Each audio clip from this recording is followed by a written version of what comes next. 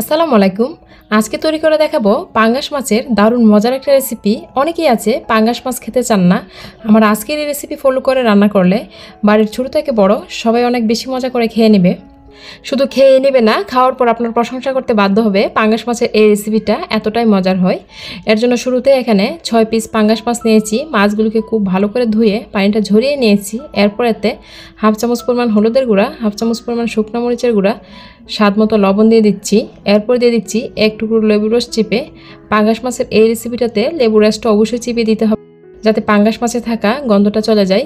লেবুর রসটা দেওয়ার পর মাছগুলোর সাথে খুব ভালো করে মিশিয়ে নিচ্ছি।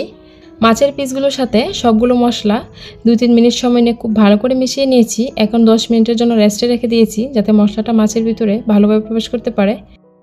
এরপর চুলায় একটা প্যান বসিয়ে হাফ কাপ পরিমাণ সরিষার তেল দিয়ে দিলাম। তেলটা গরম হওয়ার পর মাছের পিসগুলো দিয়ে দিচ্ছি।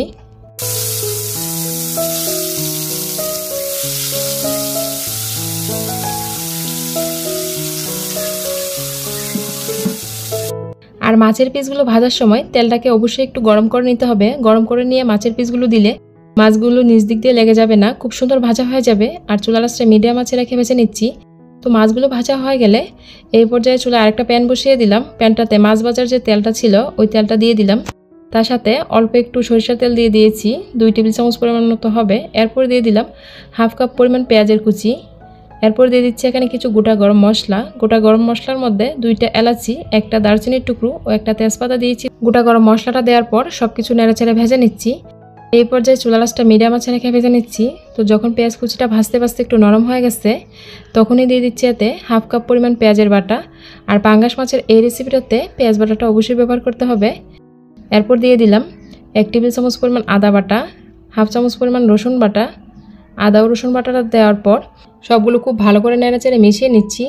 তেলের মধ্যে 2-3 মিনিট সময় নিয়ে আদা রসুন পেঁয়াজটাকে ভেজে নেওয়ার পর এই পর্যায়ে এখানে শুকনো মশলাগুলো দিয়ে দিচ্ছি। প্রথমে দিয়ে দিলাম স্বাদ মতো লবণ, হাফ চামচ পরিমাণ হলুদের গুঁড়া, 1 চামচ পরিমাণ শুকনো মরিচের গুঁড়া। ঝালটা এখানে আপনারা যার যার টেস্ট অনুযায়ী দিবেন, যে যেরকম ঝাল খেতে পছন্দ করেন। এরপর দিয়ে দিলাম 1 চামচ পরিমাণ ধনিয়ার গুঁড়া, হাফ চামচ পরিমাণ জিরার গুঁড়া। এরপর এখানে 1 কাপ পরিমাণ পানি দিয়ে দিলাম। পানিটা দিয়ে সবগুলো মশলার সাথে খুব ভালো করে নেড়েচেড়ে মিশিয়ে নিয়েছি।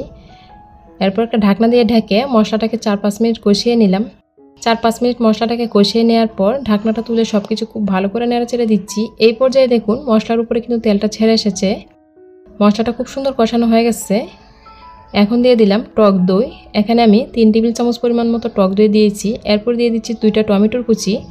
টমেটোর কুচিটা দেওয়ার পর সবগুলো খুব ভালো করে নেড়েচেড়ে মিশিয়ে দিয়ে ঢাকনা দিয়ে ঢেকে আরও 4-5 মিনিট কষিয়ে নিব, যাতে টমেটোটা একটু গলে যায়। আমি এখানে টমেটোর কুচি দিয়েছি, আপনারা চাইলে টমেটোর পেস্টও ব্যবহার করতে পারেন।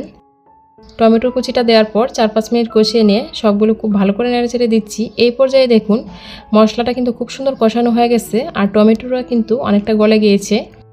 এখন দিয়ে দিচ্ছি ভেজে রাখা মাছের পিসগুলো।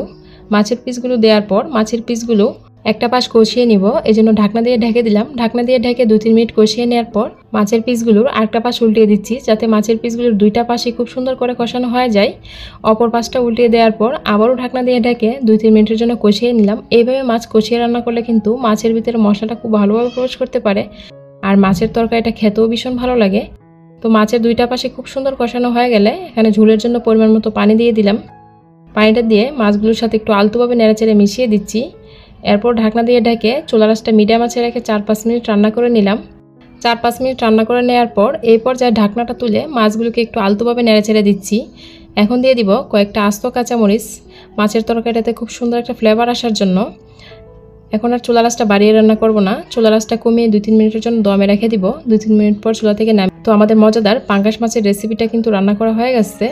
এটাকে আপনারা পাঙ্গাস মাছের কালিও বলতে পারেন। তো রান্না করে নেওয়ার পর গরম গরমে একটা বাটিতে সার্ভ করে নিয়েছি। পাঙ্গাস মাছটা যদি এভাবে রান্না করা হয় তাহলে কেউ বুঝতেই পারবে না আপনি কি মাছ রান্না করেছেন, পাঙ্গাস মাছ নাকি রুই কাতল মাছ। এতটাই মজার হয় পাঙ্গাস মাছের এই রেসিপিটা। তো এত মজাদার পাঙ্গাস মাছের ভুনা রান্না করে আমি আর দেরি করে থাকতে পারলাম না, সাথে সাথে গরম গরম ভাত নিয়ে নিলাম। ভাতের সাথে একটু লেবু চিপে পাঙ্গাস মাছের ভুনা দিয়ে খেয়ে নিচ্ছি। এইভাবে পাঙ্গাস মাছ রান্না করলে যারা পাঙ্গাস মাছ খায় না তারাও চেটেপুটে খেয়ে নেবে, এতটাই মজার।